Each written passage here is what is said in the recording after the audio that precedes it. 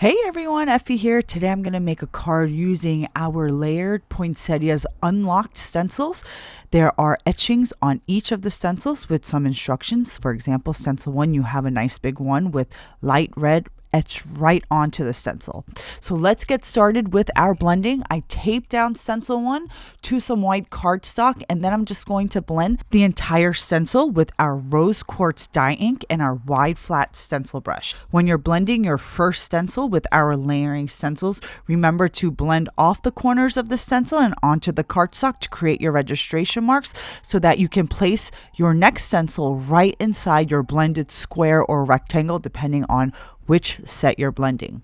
For stencil 2, I used our soft garnet dye ink, and then for stencil 3, I used our lipstick red dye ink with our mid-size brush because we just want to get into the details and get as dark as we can for stencil 3. This is stencil 4. We're just adding the green details to the centers of our poinsettias. The top portion of stencil 4 is the first base layer green, and there are 4 different sizes in that top portion. So I'm just going to reposition this stencil and I'm just going to add that base layer green. Then the bottom portion of that stencil is just the little details, which I added with the same green ink, just a little bit more pressure to get that darker green. The coordinating die is 1 die, and it's going to cut out all 6 poinsettias in one single shot. Next, I'm going to create our foliage. I'm just going to use the first 2 layers of the same stencils, but I'm just going to blend them in our Evergreen and Matcha inks. And these are our foliage. I use the die to cut out the same shapes. So next, I create an A2 craft card panel. That's going to be my base. Then I use the largest die in our scallop nested dies. The die cut is going to give you scalloped edging, and there's also some stitching detail on the inner portion of the panel. We're not done with the scalloped panel yet though. We're not going to keep it as a solid panel. I want to make this into a scalloped frame so that I can do some ink blending. I'm going to take the 3rd largest die in our double stitch nested A2 dies, and I'm just going to center this on our scallop panel, and I'm going to die cut the center portion of my scalloped panel to make a nice frame. So that inner piece that we just cut, put that aside. We're not using that for this project. I found a larger piece of cardstock, which I'm going to use to back that frame. But before we do that, I'm going to do some ink blending on the top and bottom edges with our Azurite dye ink and our standard blending brush. Next, I'm going to level up my ink blending by adding some soft amethyst to my blended panel.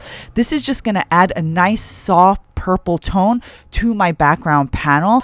It's a subtle addition to the project, but in the end, it's not a difference that you're going to be able to pinpoint right away, but when you're done assembling your card, it's just going to add to the overall aesthetic to your card.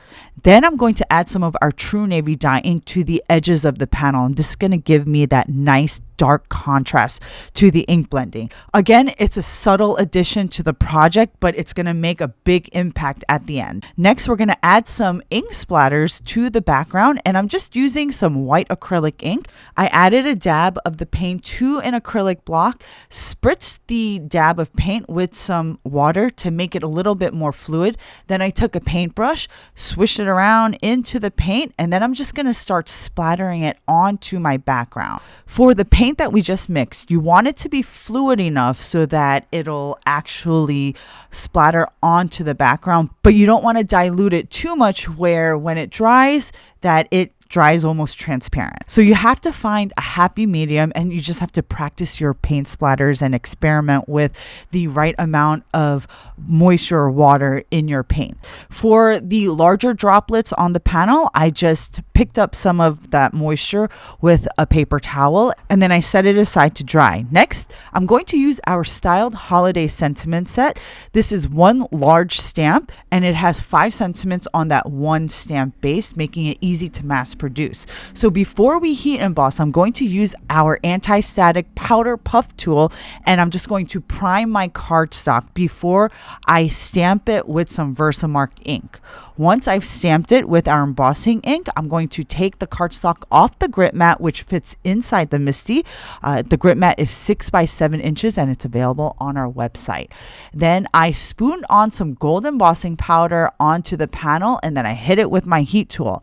Then I used the coordinating die, which is one die, which will cut out all 5 sentiments in one single shot through your die cutting machine. Now let's begin assembling our card. We're going to start off by adding some dimensional foam strips behind my scalloped frame, and this is going to be adhered right on top of my blended frame. And then this piece is going to be adhered directly onto my Craft A2 card panel. And I'm just using some of Thermoweb's Ultra Bond liquid adhesive.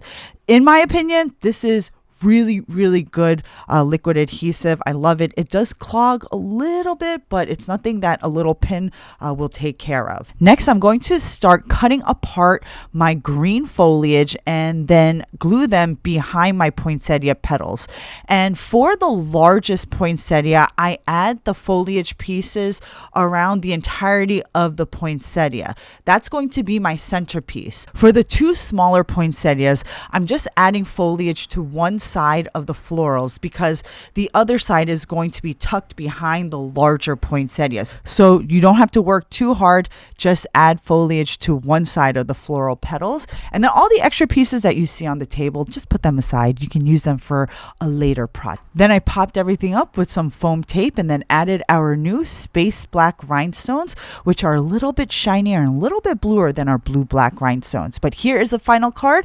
I hope you guys enjoyed this tutorial. If you haven't done so already, give the video a thumbs up and be sure to subscribe to our YouTube channel. I'll be updating it more regularly. Thanks for watching, guys. I'll see you next time.